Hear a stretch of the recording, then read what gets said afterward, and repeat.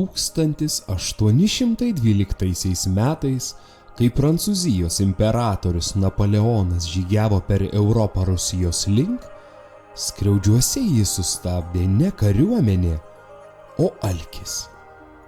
Gyventojai buvo pasislėpę, gyvuliai išginti. Tad nieko nepešęs Napoleonas patraukė pas kleboną Ambraziejų. Prie bažnyčios lakstė vienintelė višta. Napoleonas mandagiai pasiteiravo, ar būtų ko užkasti. Klebonas teisinosi, kareiviai viską jau suvalgė. Tačiau imperatorius vištą pastebėjo ir paprašė ją išvirti. Nenoriai, bet teko. Vištą gaudė visi, lyg žaisdami aklą vištą po visus skriaudžius.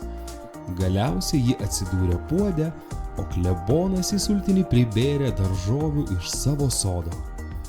Pavalgęs, Napoleonas dar užsuko į vyno rūsį, gerai pasistiprino ir net trumpam nusnūdo. Vėliau, linksmas ir sotus, paprašė klebono palydėti jį iki Nemuno, mat krypties nelabai žinojo. Ši istorija primena paprastą tiesą.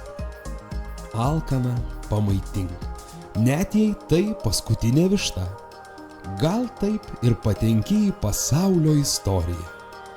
O Napoleonas Rusijoje pralaimėjo todėl, kad neįvertino dviejų slaptų generolų – bado ir šalčio.